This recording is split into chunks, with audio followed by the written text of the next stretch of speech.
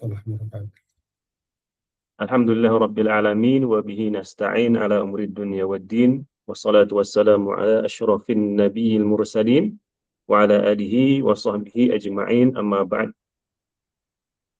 Segala puji bagi Allah Subhanahu wa taala yang telah memberikan kita limpahan karunia nikmat sehingga kita mampu melanjutkan program kita pada sore di Saudi atau petang di Indonesia pada kesempatan kali ini tanpa suatu halangan apapun. Alhamdulillah Rabbil Alamin. Salawat serta salam semoga selalu tercurahkan kepada baginda Nabi Allah Muhammad Sallallahu Alaihi Wasallam, keluarga, sahabatnya, serta orang-orang yang senantiasa melazimi sunnah-sunnah beliau hingga yaumil qiyamah. Yang kami hormati, pemateri kita pada petang kali ini, Dr. Kiai Haji Abbas Bacumiro, LCMA, yang kami hormati pula Ketua M3 atau Majelis Tarjih Tajdid dan Tabligh PJM Muhammadiyah Arab Saudi. Tak lupa kami banggakan seluruh rekan asatidzah baik di Arab Saudi maupun di Indonesia. Semoga dalam lindungan Allah Subhanahu wa taala. Baik, namun sebelum kita memasuki acara inti, ada baiknya kita membaca CV atau biodata dari beliau. Nama beliau yaitu Dr. Kiai Haji Abbas Bacumiro LCMA. Beliau lahir di Ujung Pandang 18 Oktober 1977, Kecamatan Sombaupu, Kabupaten Goa, Sulawesi Selatan. Kemudian di antara pendidikan beliau adalah Sekolah Menengah Umum Bukaatun Mubarakah di Makassar. Kemudian beliau di Madrasah Tahfidz Quran Sirajiah di Pakistan. Kemudian beliau melanjutkan di perguruan tinggi Universitas Islam Internasional Islamabad, Pakistan, mengambil jurusan tafsir hadis. Kemudian S2 masih di universitas yang sama, masih di fakultas yang sama, dan masih di jurusan yang sama, tamat pada tahun 2004. Kemudian beliau mengambil program pasca sarjana di Universitas Islam Negeri Alauddin Makassar. Kemudian riwayat pekerjaan beliau sekarang berada sebagai Direktur Pendidikan Ulama Tarjih Muhammadiyah Universitas Muhammadiyah Makassar dari 2021 sampai dengan sekarang. Kemudian beliau juga instruktur Diklat Dai ASEAN Muslim Charity Foundation. Di antaranya beliau juga koordinator Markas Dakwah Pembinaan Para Mu'allaf Ma'had Al-Bir Unismu Makassar. Dan tentu banyak sekali, tetapi tidak mampu kita bacakan satu persatu. Di antara pengalaman organisasi juga beliau adalah Sekretaris Majelis Tarjih dan Tajdid Pimpinan Wilayah. Kemudian sekaligus juga Wakil Ketua PWM Sulawesi Selatan. Dan masih banyak sekali sudah kami share datanya di grup Madrasah Tarjih. Kemudian tidak berlama-lama mungkin ya, rekan-rekan sudah hadir semua. Kemudian beliau juga sudah memasuki ruangan.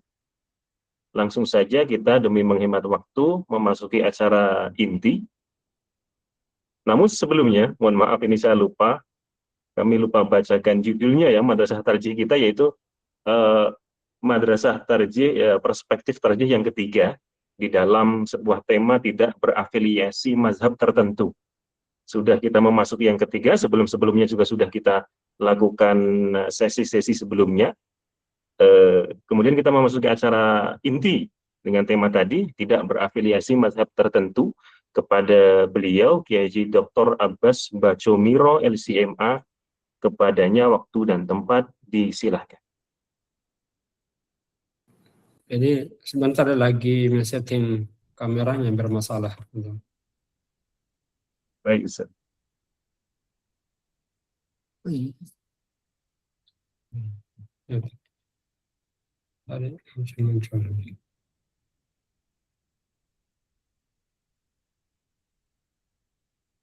Tapi apa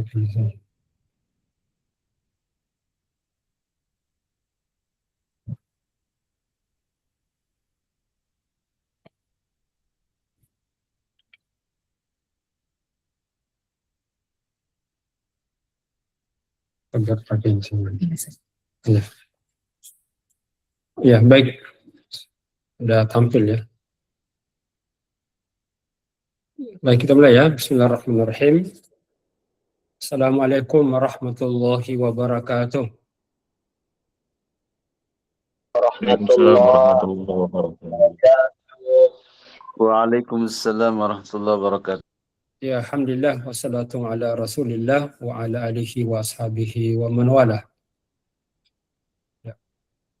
Qala Allah Ta'ala fi Kitabil Karim. A'udzu billahi minasyaitonir rajim. Inna Allah yuhibbul ladzina yuqatiluna fi sabilihi saffan ka'annahum bunyanun marsus. Ya. Wa qala aidan Tabarakalladzi biyadihil mulk wa huwa ala kulli syai'in qadir. Alladzi khalaqal mauta wal hayata liyabluwakum ayyukum ahsanu amala. Baik, alhamdulillah, yang pertama saya menyampaikan apresiasi yang cukup tinggi atas inisiasi dari pimpinan cabang istimewa Muhammadiyah Saudi Arabia yang mengagendakan kelas tarjih, sekolah tarjih. Tentu ini suatu karunia dan kenikmatan yang patut disyukuri, karena bagian dari tanda-tanda kebaikan itu adalah waman yuridillahu bihi khairan yufaqihu fid din. Jadi siapa yang diinginkan oleh Allah baginya kebaikan, maka ia akan dipahamkan dalam agama. Tentu hal ini selain bagian dari zikrullah, bermajlis.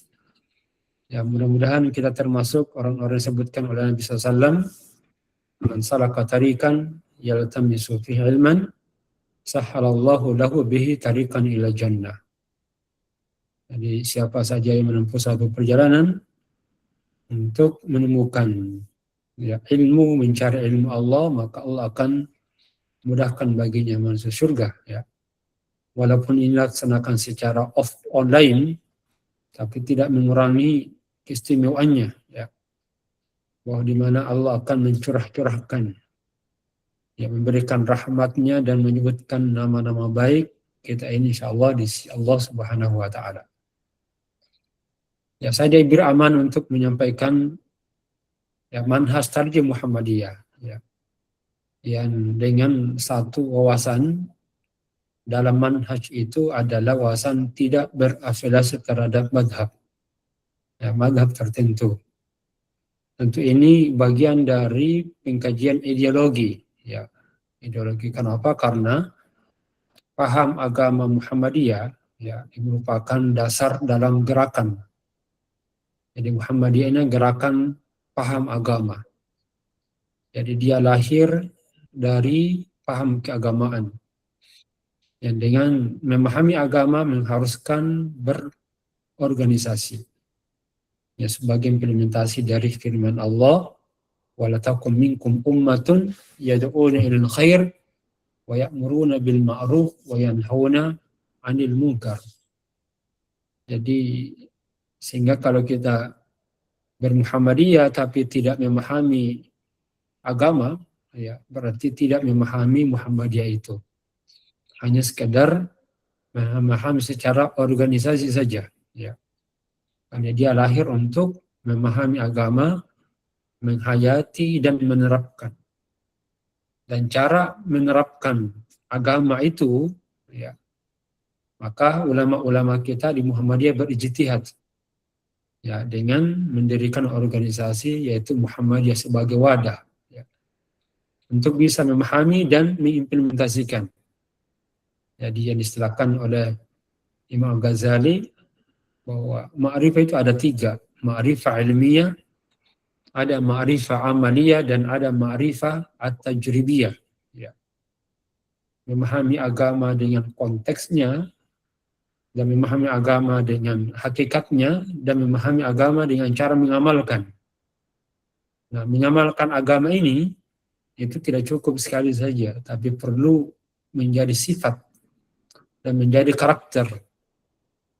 Dan ini disebut dengan saksiyah, namanya saksiyah al-islamiyah. Baik, di Muhammadiyah ini, ya, coba mungkin saya kirimkan dulu materinya, memungkinkan. Oh, sebentar.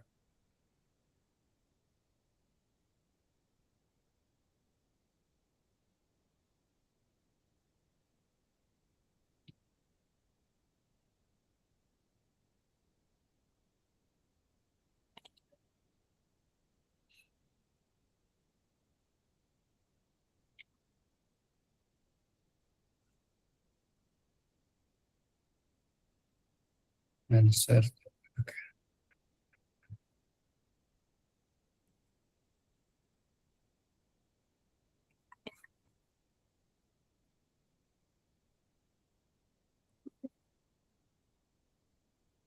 Belum muncul. Bentar ya.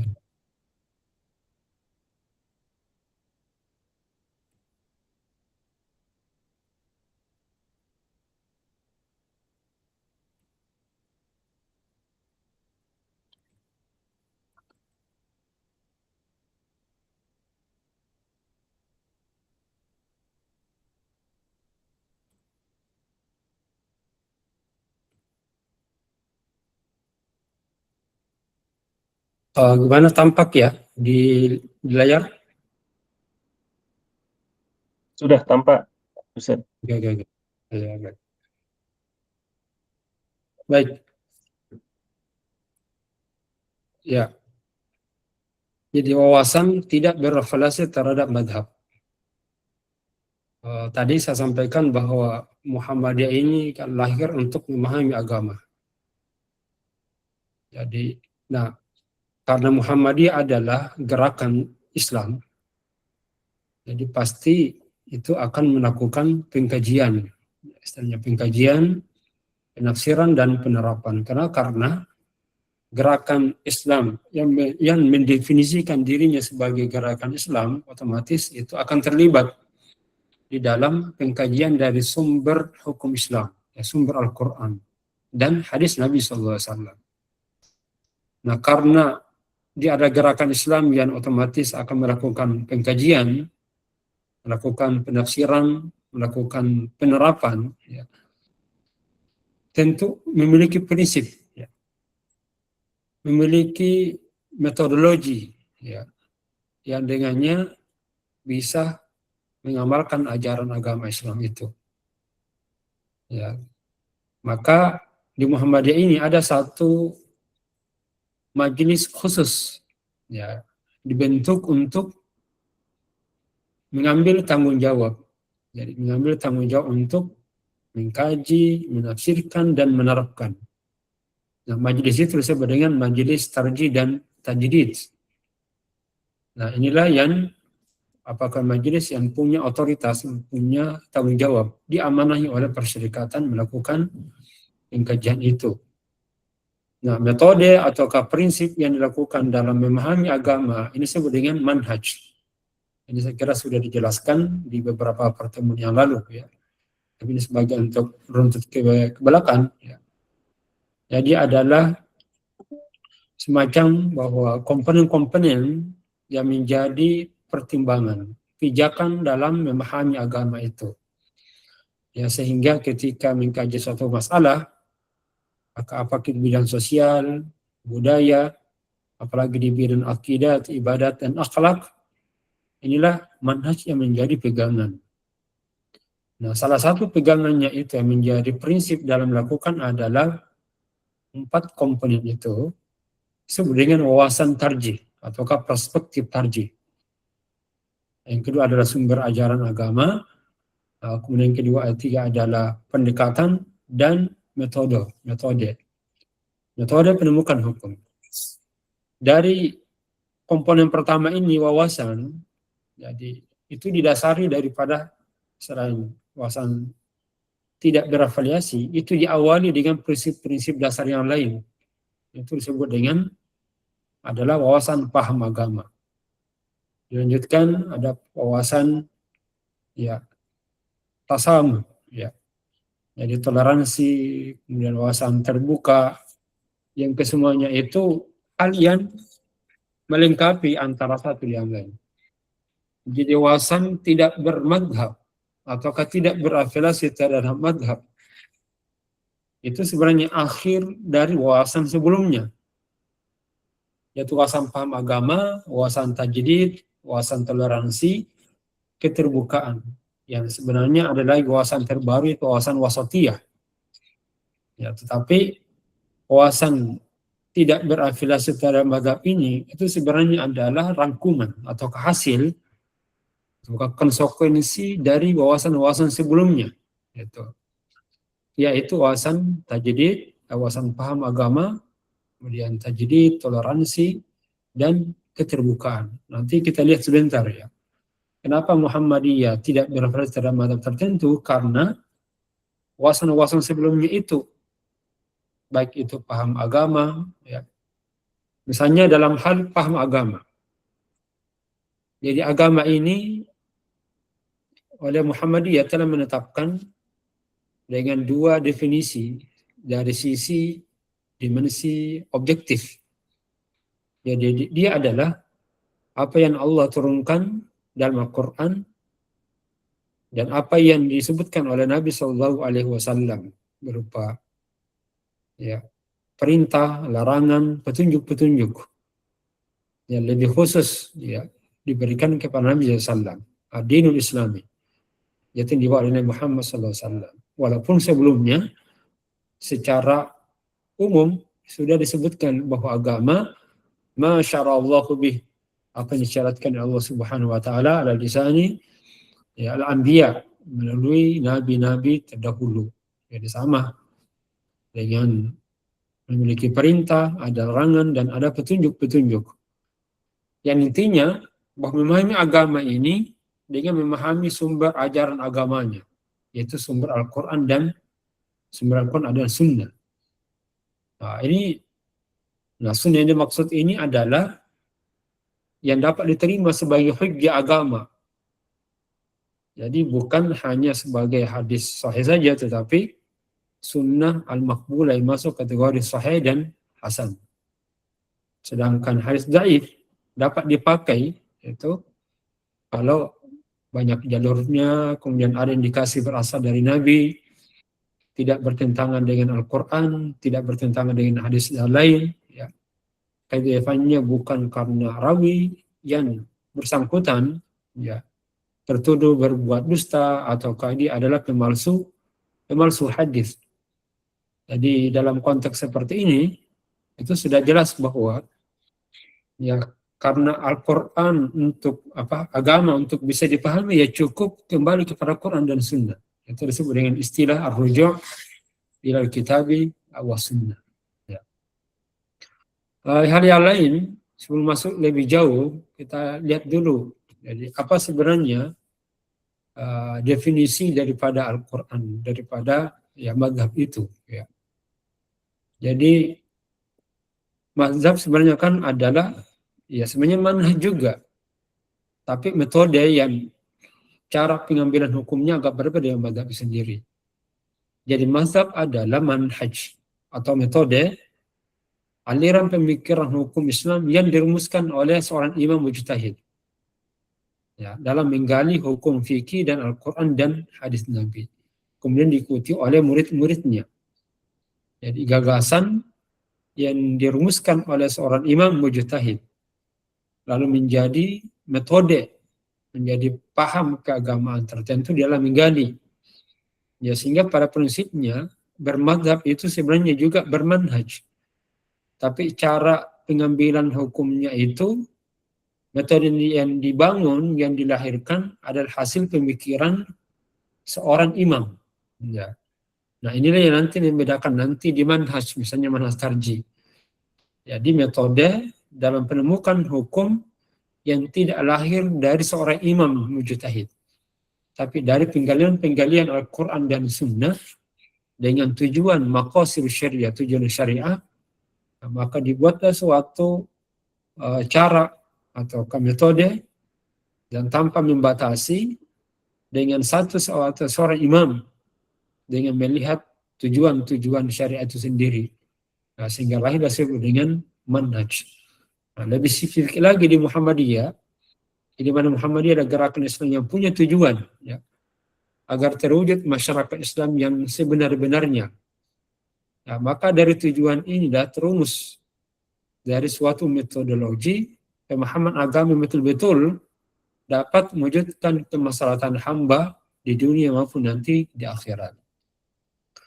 Ya, baik. Dari sisi yang lain yang ingin kita jelaskan itu adalah ya kenapa ini dari segi latar belakang historis dan ideologis. Seperti yang kita jelaskan bahwa Muhammad itu lahir itu sebagai gerakan tajdid oleh Jamaah Dahlan, ya, di mana kondisi saat itu umat Islam ini cenderung taklid, jadi mengikuti tanpa dalil. Kemudian yang kedua, praktek keagamaan itu bercampur tradisi lokal. Ini disadari atau tidak disadari bahwa ya masyarakat Indonesia saat itu sudah diawali dengan kepercayaan-kepercayaan sebelumnya, animisme. Sehingga ketika Islam datang, tentu bagian-bagian kepercayaan sebelumnya masih tersisa. Dari sinilah rentan atau rawan terkait dengan pencampuran tradisi-tradisi lokal. Yang ketiga, mazhab itu sering dipahami secara kaku dan eksklusif. Jadi apalagi perkembangan zaman yang semakin berkembang, ya, di mana Jamaah Dahlan melihat bahwa ini perkara-perkara yang memundurkan, apalagi menghadapi penjajahan Belanda saat itu, ya. Dengan bermadhab yang dipahami secara kaku, ya, membuat umat Islam ini sulit untuk keluar dari penjajahan. Maka bagaimana Muhammadiyah meresponnya? Maka harus kembali kepada yang aslinya, kepada Quran dan Sunnah. Jadi makna rujuk ila kitab sunnah adalah bukan makna Islam ini ajarannya sudah tidak berlaku lagi, tapi paham keagamaan yang dipahami oleh umat sekarang ini itu sudah tidak sesuai lagi dengan makna hakikat yang sebenarnya.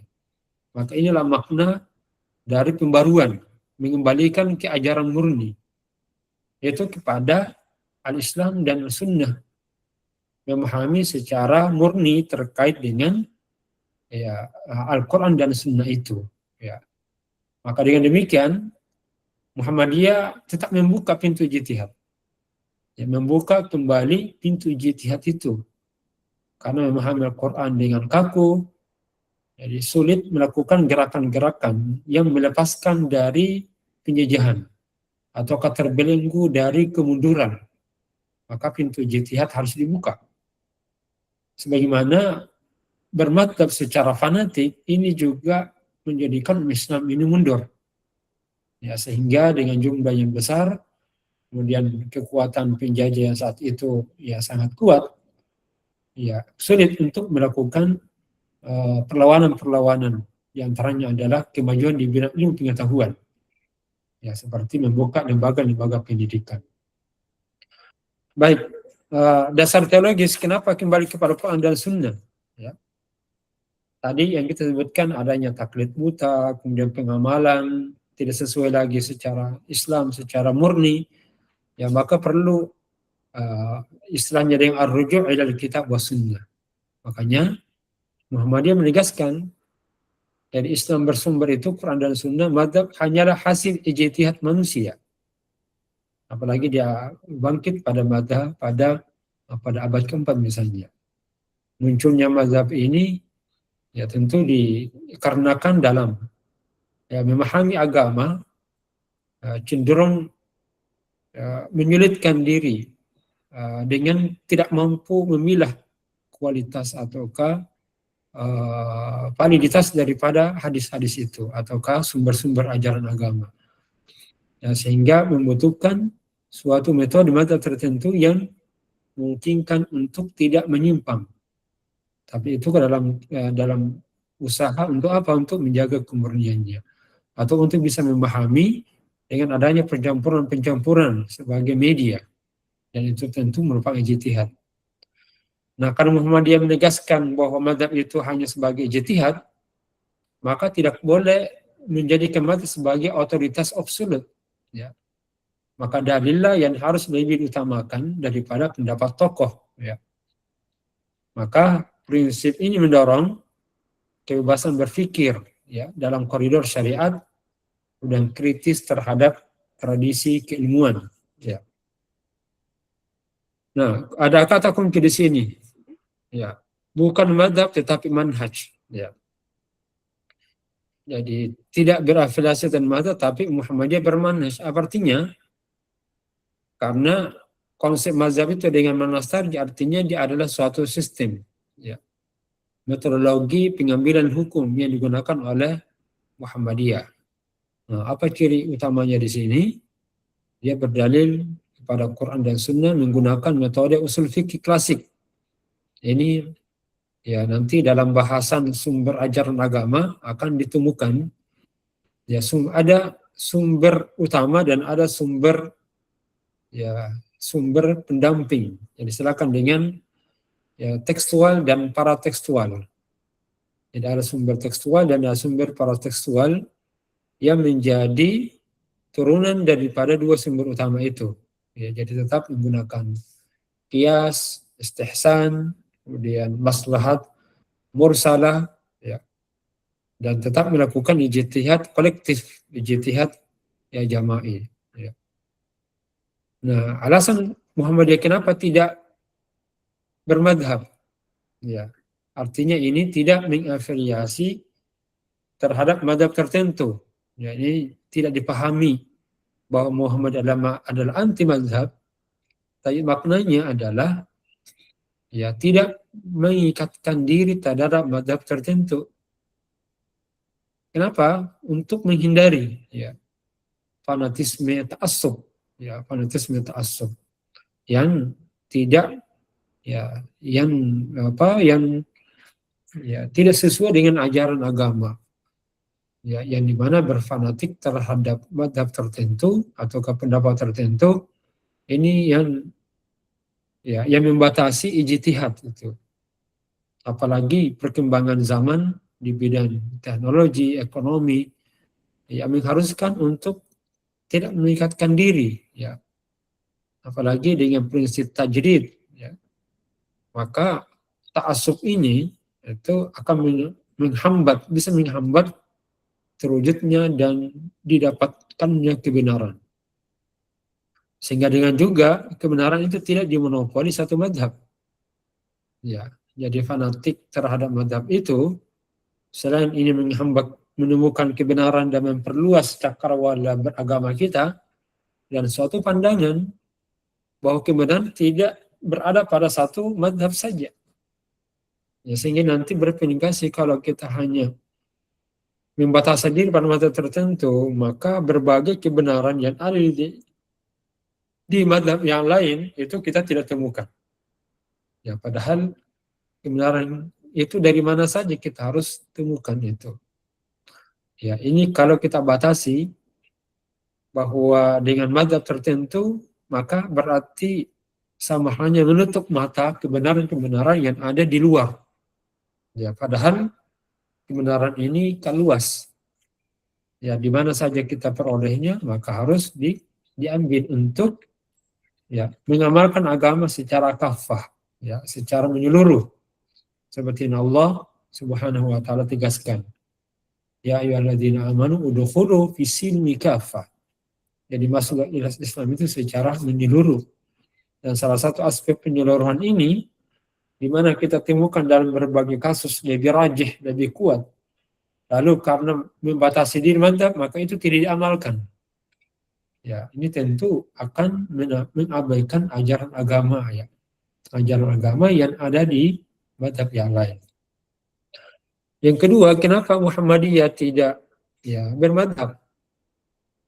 Ya, ini selain fanatisme ta'assub yang dimana agama itu mengembalikan ya dengan dua sumber utamanya yaitu Quran dan Sunnah. Ya, seperti dalam pemahaman Muhammadiyah sebagai paham agama yang sudah menjadi wawasan, maka dengan wawasan paham agama mengharuskan ya mengembalikan suatu perkara itu di mana sumber ajaran agama Quran dan Sunnah, maka konsekuensinya tidak boleh membatasi diri, tapi merujuk langsung kepada Al-Quran dan Sunnah. Nah, tentu di dalam memahami Al-Quran dan Sunnah ini, ya, berbagai ilmu alat itu kita gunakan. Maka digunakan nanti pendekatan bayani, pendekatan burhani, dan pendekatan irfani. Itu konsekuensi mengkaji sumber ajaran agama itu. Ya. Jadi karena Muhammadiyah telah mendefinisikan bahwa agama Islam adalah agama yang bersumber Al-Quran dan Sunnah, maka otomatis dalam agama ini itu tidak kembali kepada madhab, tapi kembali kepada nilai-nilai ataukah pesan-pesan Al-Quran dan Sunnah. Hanya saja dia memahami tentu tidak menafikan berbagai pandangan-pandangan yang disampaikan oleh ulama-ulama kita terdahulu, para salafus saleh, misalnya dari kalangan sahabat, dari kalangan tabi'in. Ini tetap dihargai, ya, kan itu adalah khazanah. Itu adalah khazanah Islamiyah yang patut dihargai dan dihormati dan menjadi bahan pertimbangan, ya, dan menjadi bahan penguat terhadap pembacaan kita terhadap Quran dan Sunnah. Nah, maka jangan sampai istilah tidak bermadhab, ya, berarti menafikan ulama-ulama klasik, tidak. Bahkan harus dibaca. Nah, seperti setidaknya kitab Bidayatul Mustahid itu menjadi bacaan, ya, bacaan utama kita. Mengkaji kitab-kitab fikih seperti Madzhab Syafi'i, Madzhab Hanafiyah, ya, Hanafiyah, Malikiyah, Syafi'iyah, Hanabilah, itu satu keharusan untuk membaca itu. Kenapa? Karena bagian dari ajaran agama yang telah dikaji awal oleh para ulama-ulama kita terdahulu yang punya kemampuan lagi dekat dengan Nabi SAW, dekat dengan para sahabat. Ya. Nah, itu yang kedua. Yang kedua, kenapa Muhammadiyah tidak bermadzhab? Karena salah satu wawasan Muhammadiyah itu membuka ruang tajrid, pembaruan. Jadi seperti kita ketahui bahwa agama dengan 4 aspeknya, ya, misalnya aspek akidah, ya, ibadat, akhlak, dan muamalat duniawiyah. Nah, 2 ini dengan konsep purifikasi, dengan sikap, ya, sifatnya purifikasi dalam bidang akidah dan bidang muamalat, di bidang ibadat. Walaupun sebenarnya di bidang akidah dan muamalat ini masih membuka ruang untuk berubah. Jadi dengan yakbalu tagayyur. Jadi karena kenapa? Dalam bidang akidah, ibadat, itu ada hal yang sifatnya sawabit. Namun juga ditemukan di dalamnya mutagayyirat, yakbalu taghir. Ya, misalnya di dalam ibadat, sholat 5 waktu. Tapi bagaimana bisa menemukan, ya, bahwa sholat itu dikerjakan secara berjamaah, ya. Maka ini menerima perubahan. Dalam bidang akidah juga. Contoh di bidang akidah ada yang sawabit, ada yang mutaghayyir. Misalnya Allah itu Esa. Itu sesuatu yang sabit. Tapi untuk menemukan keesaan Allah dengan membaca ayat-ayat kauniyah, nah, ini dinamis, ya. Dalam artinya bisa berkembang berdasarkan pembacaan kita. Maka dalam pengkajian ayat-ayat kauniyah itu tidak sabit, tidak tetap. Dia akan berkembang dengan perkembangan ilmu pengetahuan, dengan perkembangan teknologi, ya. Nah, demikian juga dalam hal ibadat. Nah, disinilah ruang tajdid. Nah, kapan kita membatasi diri dengan madhab, maka yang sifatnya dinamis, khususnya di bidang muamalat, yang perlu ijtihad untuk menjawab masalah modern. Jadi kita akan terbatasi itu, tidak mampu menjawab dengan baik. Apalagi aspek dinamis muamalat itu berkembang terus. Nah, kapan kita mengaitkan diri dengan mazhab tertentu, ini nanti akan kita tidak menemukan jawaban yang tepat menghadapi masalah-masalah atau merespon perkembangan yang tidak ada pada masa lalu tapi berkembang di masa kini. Jadi karena Muhammadiyah telah menetapkan bahwa Muhammadiyah itu gerakan tajdid, maka konsekuensinya Muhammadiyah tidak boleh mengikatkan kita mazhab tertentu. Karena ini akan kontra dengan wawasan sebelumnya yang mengharuskan untuk menerima perubahan-perubahan dalam upaya untuk mewujudkan pemahaman yang secara maksimal. Ya, kemudian yang ketiga, mendorong keterbukaan dan toleransi. Ya. Betul bahwa perbedaan adalah keniscayaan. Tidak mengklaim satu pendapat paling benar. Ya. Nah, dengan pemahaman toleransi atau keterbukaan di Muhammadiyah tidak menafikan jikalau terdapat argumen, pendapat-pendapat yang lebih kuat, maka Muhammadiyah terbuka untuk berubah. Nah, keterbukaan ini meniscayakan untuk tidak bermadhab, mengikatkan ini dengan madhab. Sebab kapan kita mengikatkan ini dengan madhab, maka sifat keterbukaan ini yang menjadi wawasan bertarjih itu akan terkendala nantinya. Dan demikian juga dengan toleransi yang tidak mengklaim satu pendapat paling benar. Ya, sehingga kalau seseorang ataukah Muhammadiyah bermadzhab tertentu, itu artinya hanya menutup diri dan arti hanya membenarkan atau betul inilah yang klaim yang paling benar dalam mazhab itu. Padahal mungkin kita temukan berbagai alasan-alasan ya, yang dimana mazhab itu lebih kuat. Maka dari sinilah di Muhammadiyah ini karena terbukanya dan toleransinya, ya maka dikenallah sekarang metode-metode seperti dalam penentuan awal Ramadan. Jadi dari dulu menjadi ru'yat, kemudian menjadi hisab, ya wujudul hilal, kemudian kembali kan ru'yah dengan kalender hijrah global tunggal. Nah, kapan kita menutup atau kemudian sendiri mazhab tertentu, dari awal tidak ada perubahan itu. Padahal ditemukan bahwa dengan penanggalan pemberlakuan kalender hijrah global tunggal itu adalah suatu kemajuan peradaban di dalam hal mewujudkan kemaslahatan di dalam beragama. Ya. Baik, selanjutnya, oleh karena itu bagaimana sikap Muhammadiyah terhadap mazhab? Maka Muhammadiyah mengambil posisi moderat dan proporsional. Jadi, ya misalnya yang pertama menerima, apa yang diterima? Jadi mazhab diterima sebagai khazanah keilmuan. Itu tidak dinafikan. Maka harus dibaca para ulama-ulama kita terdahulu dengan mengerahkan kekuatan dan usahanya yang sangat kuat, yang sangat besar, yang sangat banyak begitu, itu harus dihargai dan diterima sebagai khazanah keilmuan yang tercatat di dalam sejarah. Misalnya dalam 4 madhab yang terkenal dalam bidang di Sunni misalnya. Hanafiyah yang dikenal dalam sejarah Islam.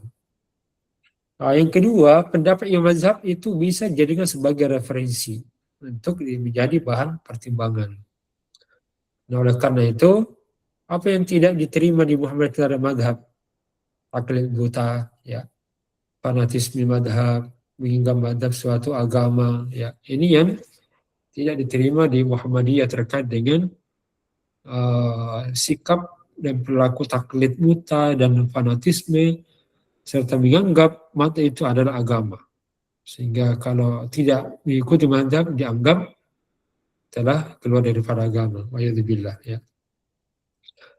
Nah, karena itu dalam praktiknya kita temukan dalam satu masalah itu bisa mengikuti ataukah ini Syafi'i, Hanafi, itu. Jadi setelah mengikuti artinya berkesesuaian, ya.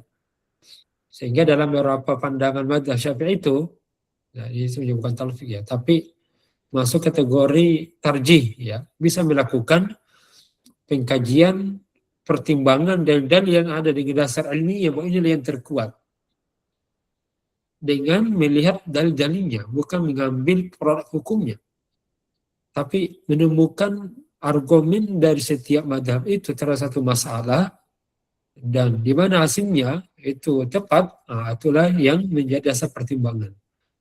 Sehingga yang diambil itu adalah argumentasinya, bukan pendapat hasil dari produk itu, hasil ijtihadnya.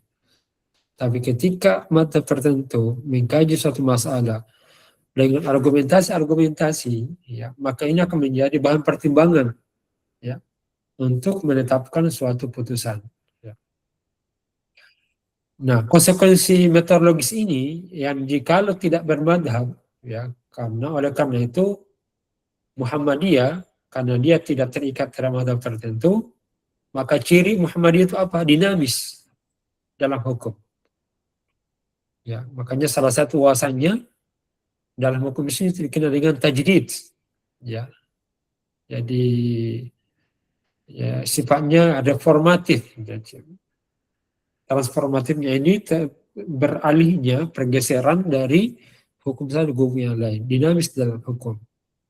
Bisa menyesuaikan dalam konteks zaman, tidak kaku pada satu pendapat klasik. Makanya di manhaj tarjih itu dikenal kaidah perubahan hukum. Dengan suatu kaidah la yunkaru tagayyurul ahkam, ya. Bi tagayyurul azminati wal amkinati wal ahwal. Jadi perubahan hukum itu tidak dipungkiri, ya. Perubahan itu tidak dipungkiri dengan perubahan keadaan, tempat, waktu, ya. Nah, inilah jadi konsekuensi tidak berafiliasi terhadap madhab, maka salah satu kaidah dalam manhaj tarjih adalah menerima perubahan hukum. Ya.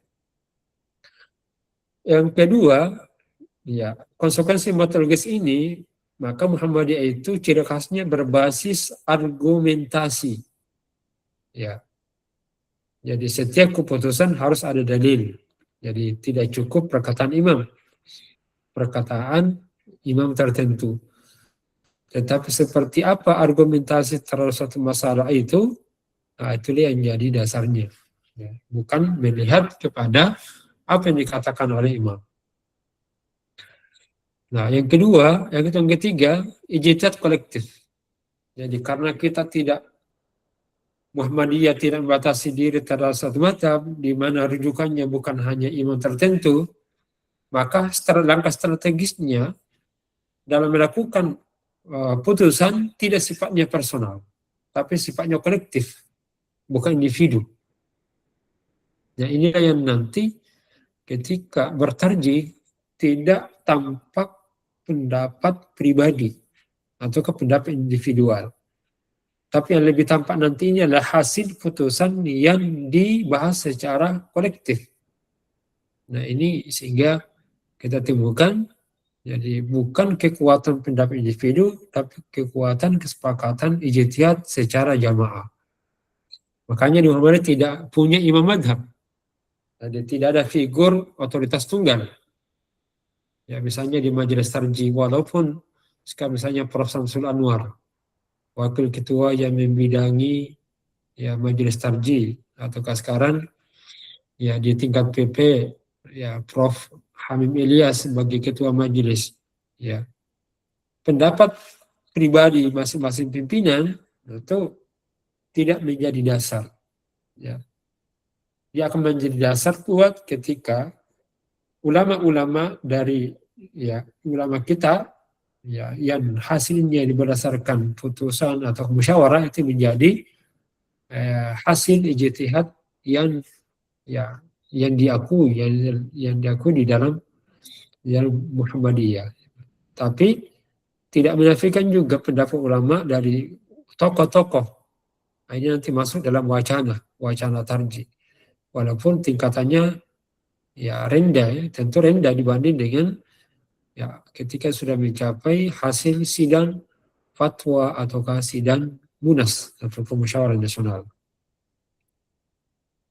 Nah, ada beberapa kritik dan kesalahpahaman.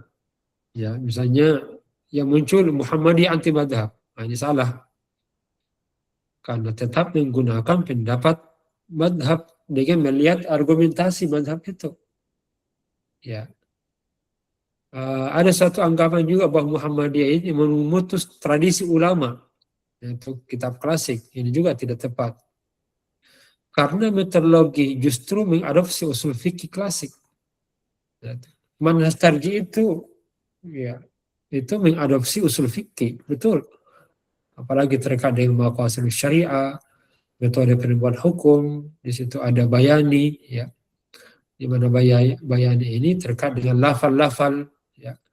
Demikian juga dengan asumsi integralistik, asumsi kemaksudan tentu maqasid syariah, ya. Nah, yang ketiga, madhab baru. Nah, ini juga tidak tepat. Kenapa tidak tepat? Karena tidak memiliki imam tunggal. Muhammadiyah ini tidak memiliki sistem pengikut seperti madhab klasik.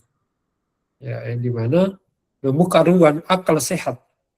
Jadi akal dan pikiran-pikiran itu dikembangkan ketika mengkaji sumber hukum agama.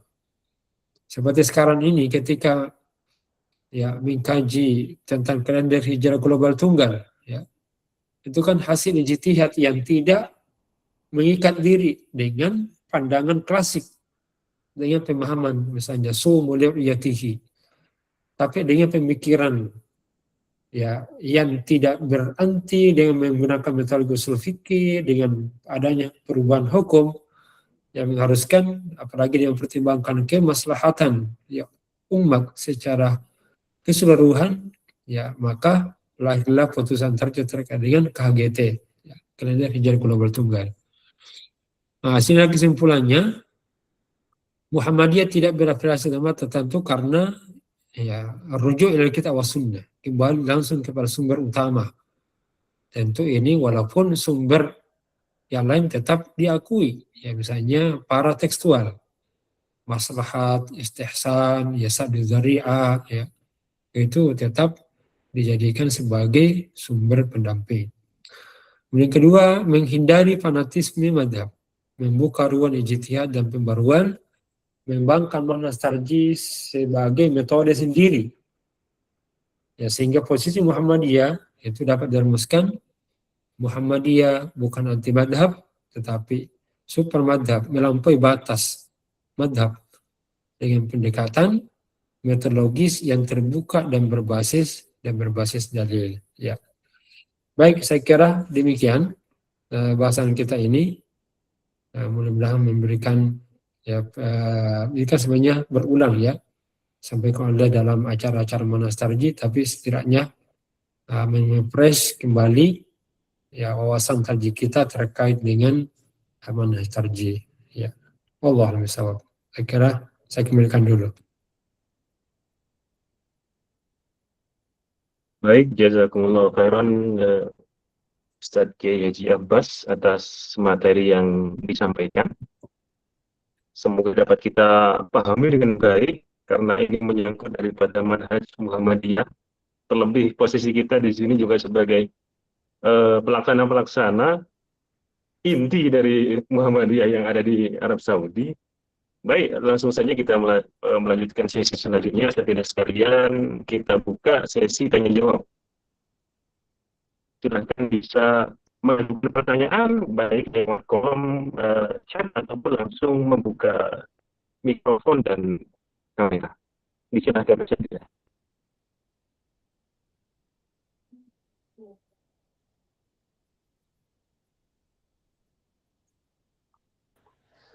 Assalamualaikum warahmatullahi wabarakatuh. Bismillahirrahmanirrahim. Assalamualaikum Syekhuna. Mantap. Ada beberapa hal Ustaz yang membuat gelisah. Kebetulan kami mengajar di pesantren Muhammadiyah, mengajar fikih. Kita kalau menggunakan bahan kesusahan di dalam mencari muqarrar untuk pembelajaran fikih karena belum ada produk Muhammadiyah yang ditulis seperti model fikih klasik gitu. Misalnya kita matan aku saja ada bab awal sampai bab akhir. Kemudian kalau kita menggunakan himpunan putusan tarjih sebagai muqarrar misalnya, itu kan banyak masalah yang maskut anhu gitu. Dan maskut anhu itu kan kita tidak bisa memahami menggunakan metode mafhum mukhalafah, harus ada penjelasan rinci. Nah, bagaimana mengatasi kendala ini, Ustaz? Terkait muqarrar yang digunakan di lembaga-lembaga pendidikan Muhammadiyah. Jazakumullah khairan.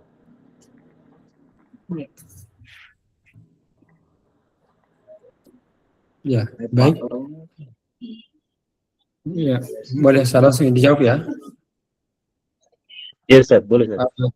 Baik, di sekolah kita ini, kan sekolah ini tentu beragam. Ada yang di tingkat SD, SMP, SMA, ya, ataukah di perguruan tinggi, amal usaha Muhammadiyah, ya.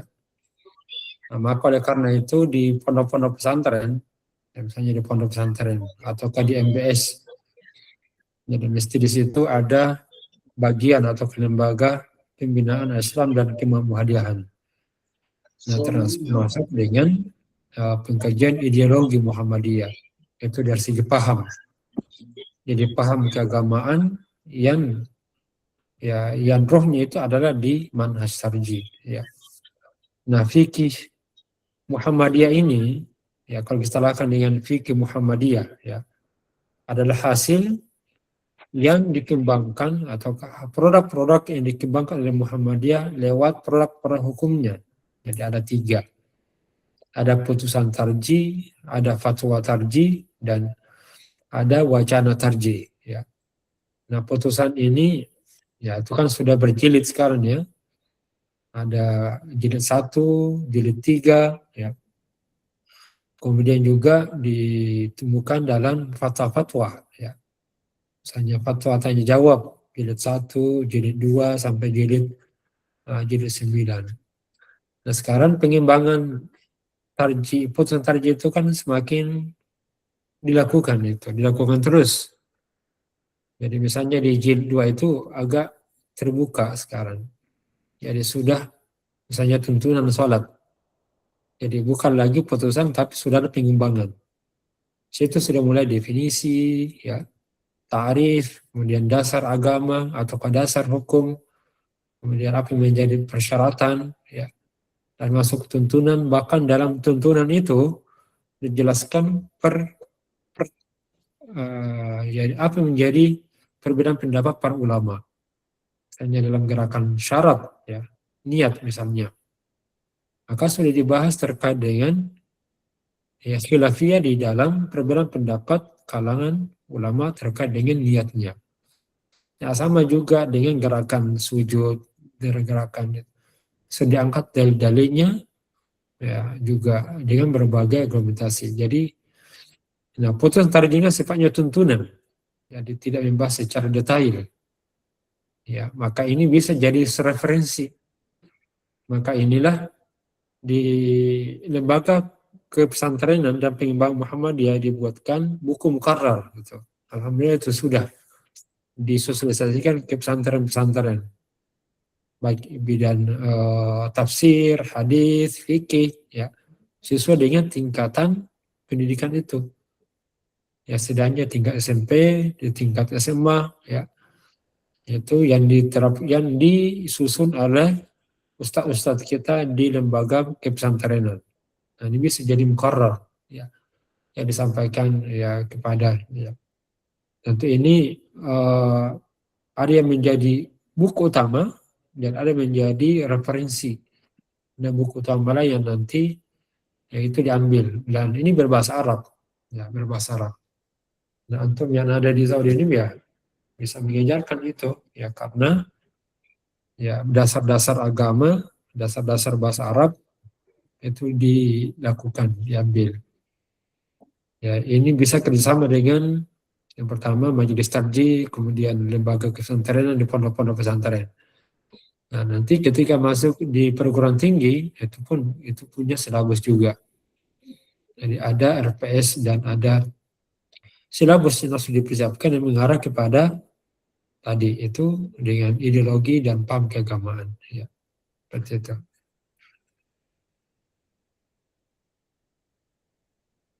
Ya. Baik.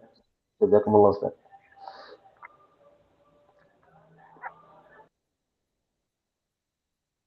Baik, adakah pertanyaan selanjutnya, Asadidah?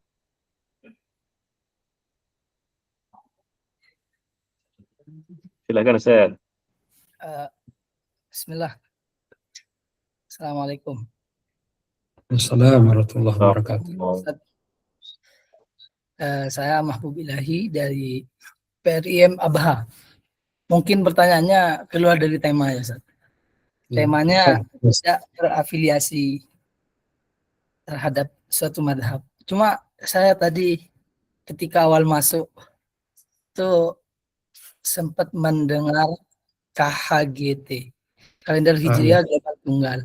Jadi jika boleh Zat, saya agak pengen tahu apakah KHGT ini udah apa ya?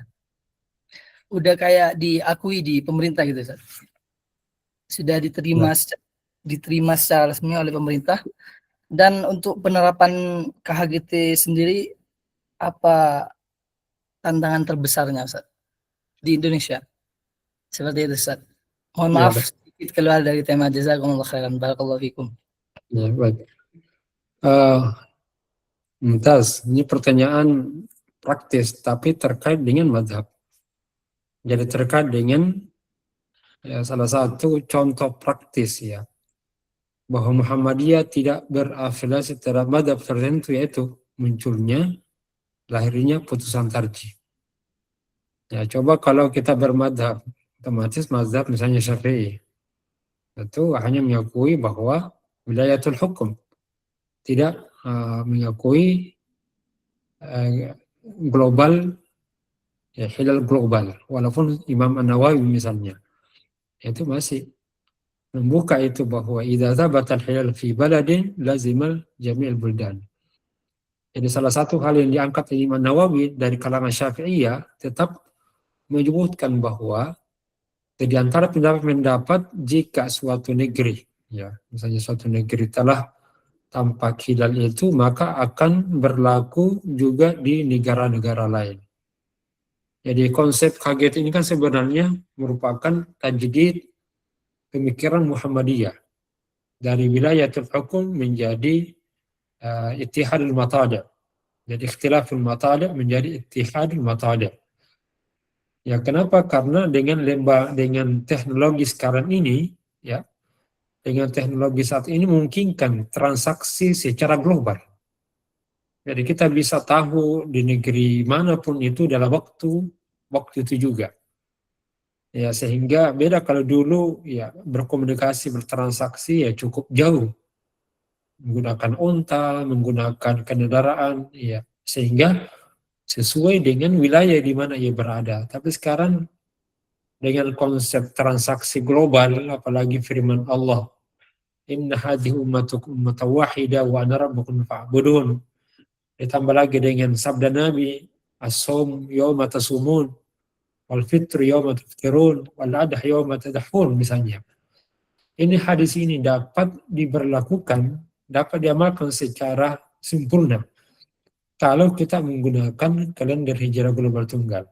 Karena bisa memastikan dengan kalender hijrah global tunggal ini kita bisa sergamkan. Kan ini kan seruan Nabi. Berpuasa itu di mana hari kalian semua berpuasa. Nah, kalau kita tidak menggunakan global hilal, hanya lokal saja, maka hadis ini tanda kutip nganggur sedikit. Karena tidak terlaksana itu. Tapi kalau kita gunakan kalender global itu, maka hadis ini teramalkan. Karena Nabi meminta kita berpuasa hari di mana kita semua menggunakan jamak. Yauma tasumun. Hari di mana kalian itu bersifat umum. Yang mengharuskan sebenarnya satu hari, satu tanggal. Nah, dalam pemberlakuan kita di Muhammadiyah sudah diamalkan. Jadi sudah diberlakukan. Jadi tahun 1447. Nah, itu konsekuensinya kemarin, tahun ini, itu kita gunakan penanggalan global. Nah, sejauh mana pemerintah bisa menerima? Nah, tentu untuk tahun ini, ya secara praktis, ya, dan secara de facto-nya belum diterima oleh pemerintah. Walaupun kita sudah mensosialisasikan. Kemudian mengundang kepada tokoh-tokoh, misalnya tokoh Kementerian Agama, MUI, ya bahkan hadir dalam peresmian dan launching dari KHGT itu, menghadirkan tokoh-tokoh ulama dan organisasi termasuk pemerintah, bahkan dari luar pun itu.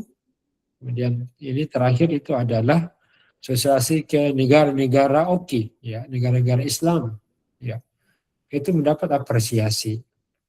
Hanya untuk di pemerintah saat ini belum menerima, ya secara putusan menerima pemberlakuan di Indonesia.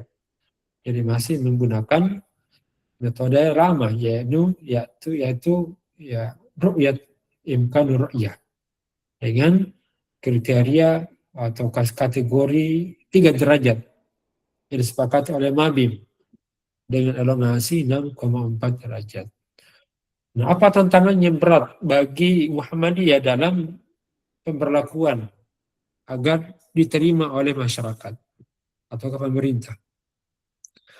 Yang pertama, salah satu tantangan besarnya itu adalah pemahaman kaum muslimin terhadap hadis Nabi ini, ya, itu ada yang masih klasik, ada masih tradisional, masih tekstual, dan ini berkembang dan di kalangan di tokoh-tokoh bahkan di organisasi keagamaan dengan pemahaman bahwa ya sumu li'uyatihi wahtiru li'uyatihi itu dijadikan sebagai hal yang kategori sawabit.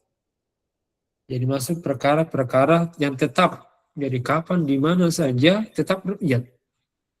Jadi pemahaman klasik ini yang sampai saat ini masih bertahan bahwa ru'yat itu bahagian dari puasa, bahkan perkara yang sabit, yang tidak berubah, tidak menerima perubahan dan tidak dinamis. Nah, ini salah satu tantangan beratnya dari kalangan pemahaman ulama-ulama ataukah intelektual kaum muslimin ya terhadap hadis ini. Kemudian yang kedua, salah tantangannya itu adalah karena secara praktisnya KHGT ini menjadikan dasar matahari atau ke bulan itu bukan di Saudi, tapi di Alaska misalnya, di Australia. Ya karena ya pandangan kaum muslimin Saudi Arabia itu adalah kiblat. Seharusnya karena dia adalah kiblat berada pada posisi strategis. Maka dasar hilal itu atau ru'yat hilal itu bulan adalah di Saudi, bukan di negara lain. Ini secara psikologis kaum muslimin menyikapi ya di negara atau ke wilayah menjadi dasar dalam penentuan imkan ru'yahnya. Padahal kan dibutuhkan pengetahuan. Sebab kalau Saudi Arabia, di mana titik wilayah Saudi Arabia itu ya dijadikan sebagai patokan dalam ru'yatul hilal atau imkan ru'yah, maka posisi hilal di suatu wilayah itu sudah ada yang mungkin tinggi, di mana Saudi Arabia belum terlihat. Maka akan dipastikan ada suatu negara yang sudah masuk di bulan Ramadan ataukah sudah tampak hilal, tapi karena di Saudi Arabia misalnya belum mencapai derajat tertentu, maka tidak berpuasa. Dan ini harus dihindari. Ya, sampai menetapkan di Saudi Arabia sebagai negara wilayah yang menjadi patokan dalam penentuan hilal itu, maka ada wilayah seperti Alaska sudah tinggi, tapi karena belum tampak di Saudi, maka mereka tidak puasa. Karena itu sesuatu yang melanggar syariah. Ya, as-sawmu yawma tasum liru'yatihi. Jadi ada negara sudah lihat tapi belum puasa karena di Saudi Arabia belum naik, masih minus misalnya. Nah, ternyata kalau wilayah lain itu kalau misalnya diterapkan di Alaska, maka secara otomatis negara lain itu akan terpenuhi. Jadi bukan karena Makkah itu adalah kiblat, tapi dari sisi ilmu pengetahuan yang menjelaskan bahwa posisi Alaska atau dari negara Amerika di sana itu menjadi dasar yang bisa memenuhi kriteria yang lain. sehingga terjaga itu kalender syariahnya. Jadi bisa berpuasa 29 hari 30, ataukah tidak kurang dari 29, ataukah tidak lebih dari 31, dengan kriteria ya 5 derajat elongasi ya 8 derajat, maka itu bisa tercover.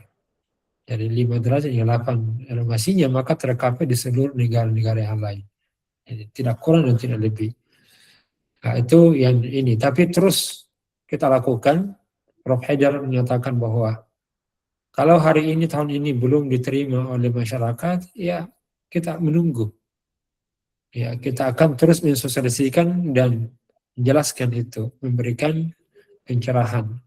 Pun kalau tidak 5 tahun, 10 tahun, ya 50 tahun, ya kita tetap sambil menunggu masukan-masukan dari pihak lain. Kalau ada kritikan-kritikan, maka itu diterima.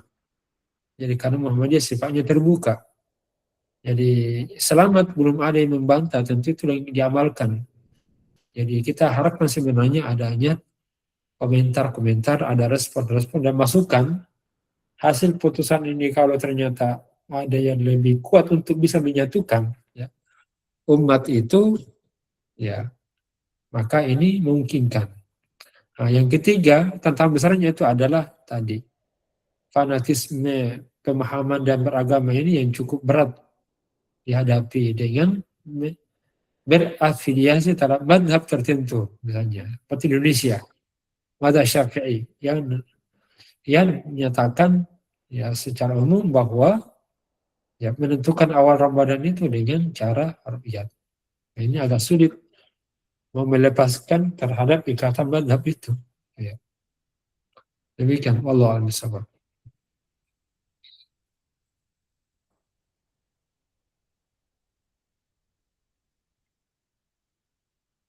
Baik,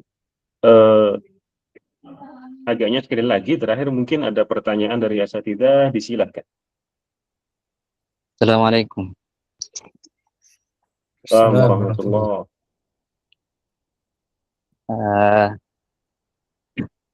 Perkenalkan Ustadz, Ana namanya Ali Ridho dari UIN. Mohon maaf Ustadz, ini pertanyaan saya sangat mendasar karena terbilang baru mengenal Muhammadiyah, tidak terlalu jauh Ustadz. Pertanyaannya Ustadz, untuk masalah fikih Muhammadiyah menggunakan tarjih, artinya tidak mengikat terhadap satu madhab. Untuk ini Ustadz, untuk akidah di Muhammadiyah itu bagaimana Ustadz? Apakah seperti fikih juga pandangannya atau gimana Ustadz? Syukran, jazakallah khairan. Baik, insyaallah barakallahu fiik. Ya, terkait dengan tarjih. Jadi sekarang makna tarjih itu berkembang. Jadi tidak hanya menguatkan dalil-dalil yang tampak berbeda atau mengevaluasi pendapat-pendapat ulama fikih untuk menentukan yang mana yang lebih kuat, yaitu di bidang usul fikih. Tapi sekarang tarjih itu berkembang. Jadi adalah sama dengan ijtihad. Adalah ya usaha untuk menemukan permasalahan-permasalahan agama, apakah itu akidah, ibadat, akhlak, muamalat, sosial dalam pandangan hukum Islam. Ya sehingga sebenarnya itu adalah ya ijtihad juga.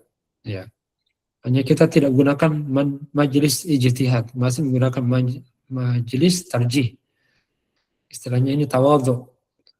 Namanya kecil tapi kerjanya yang luas. Ya. Karena kerjanya bukan lagi mana yang lebih kuat, mana yang lebih rajin. Nah, terkait dengan agama ini, ya, metode yang kita gunakan ya itu tadi, baik di bidang fikih maupun di bidang akidah itu tidak berafiliasi terhadap madhab. Jadi baik madhab fikih maupun madhab akidah atau ilmu kalam. Karena madhab akidah ini itu kan muncul dari perkembangan kaum muslimin dengan menyandarkan kepada Quran dan Sunnah, ya, maka metode pemahaman akidah Muhammadiyah itu mengembalikan kepada pesan-pesan Al-Quran dan Sunnah. Tentu dengan ilmu-ilmu yang lain yang dipergunakan. Misalnya ilmu tafsir, ada ilmu fikih, usul fikih, hadis, dan ilmu hadis. Maka kita temukan tidak memberikan nama dengan madhab seperti madhab Maturidiyah, madhab Asy'ariyah, ataukah madhab Ahlus Sunnah wal Jamaah, ataukah madhab Salaf. Tetapi berprinsip terhadap pesan-pesan agama terkait dengan akidah itu. Nah, maka ditemukan istilah dalam pesantren itu adalah ahlul haqqi. Jadi sebenarnya adalah ahlul haqqi was sunnah. Jadi haqqi itu kan sebenarnya kan Al-Quran, sunnah Rasulullah SAW. Walaupun secara de facto dalam pelaksanaan ajaran nilai akidah itu ya Ahlus Sunnah wal Jamaah, tapi tidak menamakan diri dan menetapkan diri sebagai mazhab akidah yaitu Ahlus Sunnah wal Jamaah. Walaupun tadi saya katakan tadi secara de facto pelaksanaannya itu sesuai dengan akidah Ahlus Sunnah wal Jamaah. Ya, karena ada kalanya jadi dalam pelaksanaan bermadhab, misalnya bermadhab Qadariyah, ya. Ada kalanya bermadhab, ya, dia masuk Mu'tazilah, ya. Tapi bukan Mu'tazilahnya karena pesan-pesan Al-Quran, ya, misalnya terkait dengan takdir, terkait dengan ikhtiar, ya. Jadi terkait dengan usaha. Jadi ada kalanya bahwa ya konsep Jabariyah itu masuk ya secara otomatis, tapi tidak mengikatkan diri, ya tidak dalam kondisi tertentu, misalnya dalam usaha tertentu kemudian menyerahkan diri kepada Allah bagaimanapun hasilnya, ya serah diri kepada Allah Subhanahu wa taala setelah berusaha. Maka at-tafwid, menyerahkan kepada urusan Allah, ini secara tidak langsung kita tidak secara de facto menerima Qadari atau disebut dengan Jabariyah tadi hasilnya. Tapi dia akan masuk juga kepada Qadariyah usaha untuk bekerja, misalnya usaha untuk mencapainya. Maka dia masuk ke wasatiyah.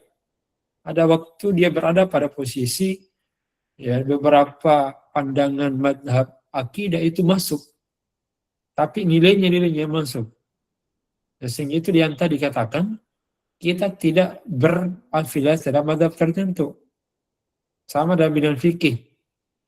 Hanya ketika bertasyahud, ya. Ada yang berkesesuaian dengan Syafi'iyah, ada yang berkesesuaian dengan Hanafiyah atau Hanabilah. Ya, karena kenapa? Metode yang dibangun oleh Muhammadiyah itu hasilnya sama dengan madhab itu. Nah, sama juga dalam madhab akidah. Metode yang diterapkan itu dengan Al-Quran dan Sunnah ketika mengkaji ayat-ayat, nah ternyata ada hasil yang berkesesuaian dengan Maturidiyah. Ada yang berkesesuaian dengan Asy'ariyah. Walaupun di kitab iman kecenderungan ke Asy'ariyah itu banyak, ya, banyak. Jadi ada kesamaan-kesamaan. Walaupun terkadang kepada Maturidiyah, ya. Sehingga di sini kita temukan ya, di mana Yesus dengan roh Al-Quran dan Sunnah itu yang dijalankan, yang hasilnya terkadang berkesesuaian dengan madhab tertentu. Nah, maka inilah fungsinya tadi tidak mengikatkan diri, ya. Nah, maka salah satu yang dia metodenya dalam masalah akidah adalah menetapkan apa yang Allah tetapkan dan Rasulnya dengan menggunakan dalil mutawatir. Ya, yang jelas dari Nabi SAW dalam bidang akidah. Tapi diingat akidah ini kan ada furu' dan ada usul. Dalam perkara usul harus ditetapkan secara mutawatir. Tapi pun itu kalau dalam yang sifatnya furu' atau cabang, maka itu terbuka ruang untuk menggunakan hadis ahad. Hadis ahad. Contoh dalam HPT. Ya, mana rukun iman di mana rukun iman adalah pokok ajaran agama. Ini harus mutawatir. Rukun Islam, rukun iman, rukun ihsan, sholat 5 waktu itu sabit. Ya harus berdasarkan hadis mutawatir. Tapi kalau sifatnya cabang, ya furuk daripada akidah itu, ya misalnya orang yang beriman yang berdosa, ya yang kurang timbangannya, dia akan masuk ke dalam neraka lalu dikeluarkan ke dalam dari surga, dari neraka lalu dimasukkan ke dalam surga. Itu hadisnya kan ahad ini. Tapi punya pokok, yaitu terkait dengan rukun iman kepada hari akhir, bahwa ada surga, ada jannah, ada neraka, ada timbangan. Ini kan perkara pokok yang mutawatir sebagai dasarnya. Tetapi cabangnya ini, ya ini yang dalam macam boleh menggunakan hadis khabar ahad itu. Allah a'lam bishawab.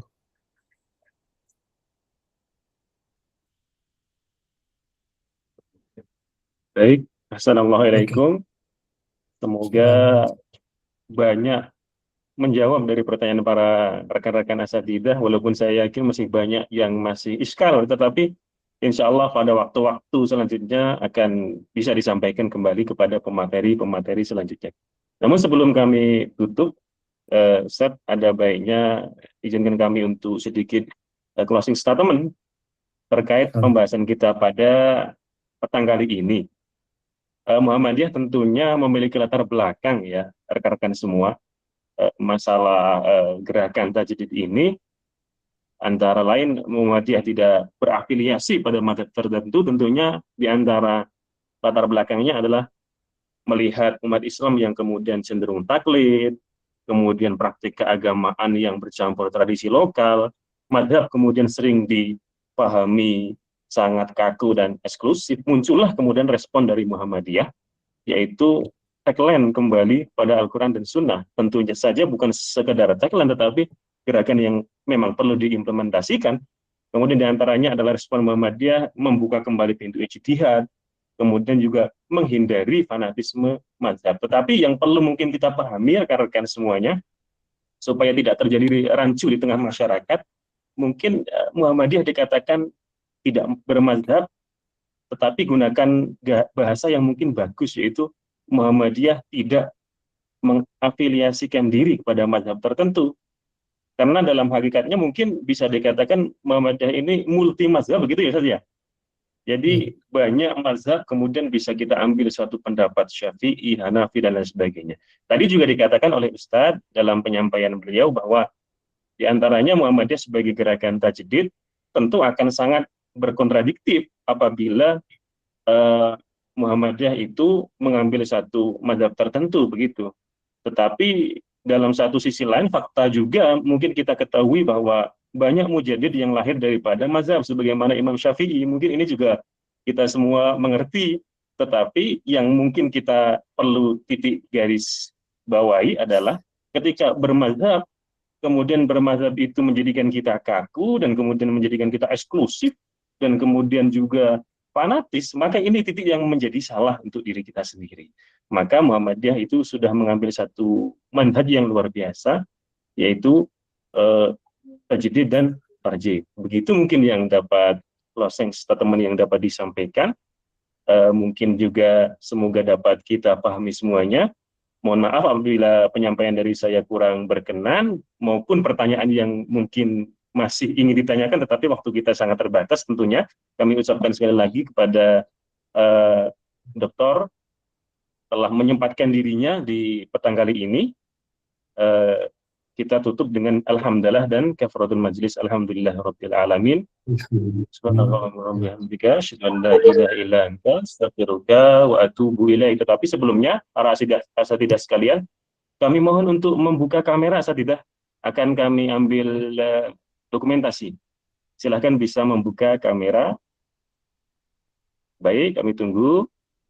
Dalam hitungan 3, 1, 2, 3. Sekali lagi, 1, 2, 3. Baik, Kami tutup. Nun wal qalami wa may yasturun billahi fi sabilil haq. Assalamualaikum warahmatullahi wabarakatuh. Waalaikumsalam. Waalaikumsalam warahmatullahi wabarakatuh. Jazakallah khair Ustaz Ihsan wa Ustaz Baik, Rizwan. masyaallah, barakallahu fikum. Insyaallah. Semoga sehat selalu di Indonesia. Ustaz. Cukup kuliah sebab. Ya. Da'watukum, ya, Salam Syekh. dari daerah Muhammadiyah Kabupaten Banggai, Sulawesi Selatan. Masya Allah. Masya Allah. Semoga sehat Jauh semuanya. kita. Amin, amin. Amin ya Jauh, Allah. Ustaz. Amin, amin. Izin keluar, Ustaz.